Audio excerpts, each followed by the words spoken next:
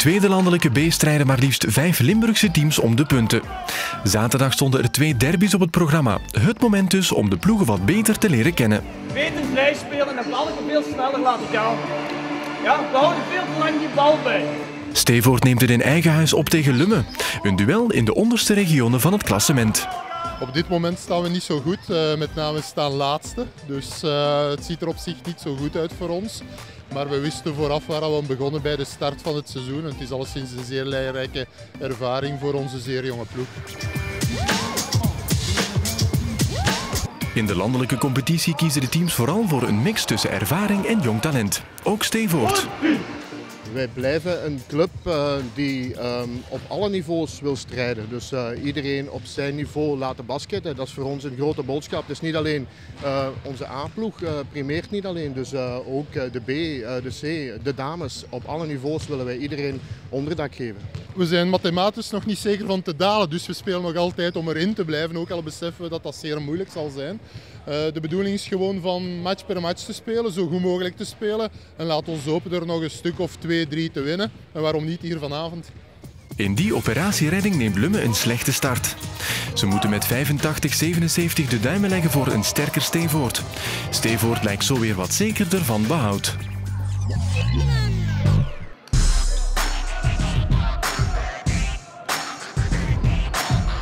Zo'n 25 kilometer verderop neemt de middenmotor Beringen het op tegen de tweede in de stand, Houthalen B.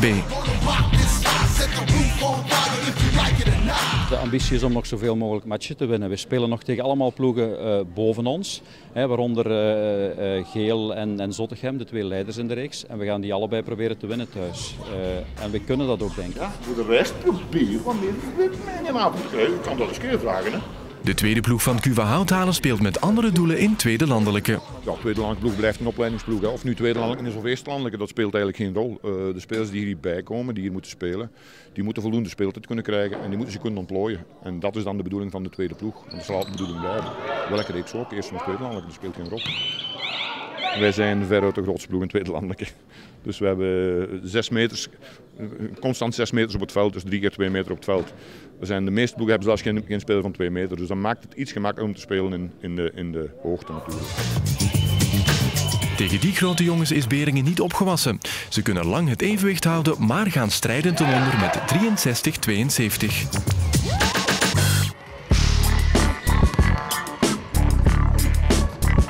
En dan is er nog die 5e Limburgse ploeg Nieuwerkerke. Zij speelden zondag een topper in en tegen Geel, de leiders in tweede landelijke.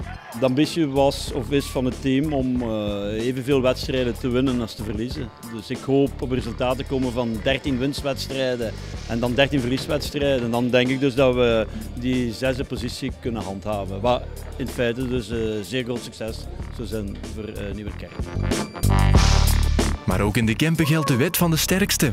Nieuwerkerke verliest de wedstrijd met 74-90, maar kan nu rustig verder bouwen aan een geslaagd eerste seizoen in tweede landelijke B. De komende weken staat er weer heel wat Limburgs basketbal op het programma. Spring gerust eens binnen in een sporthal in je buurt.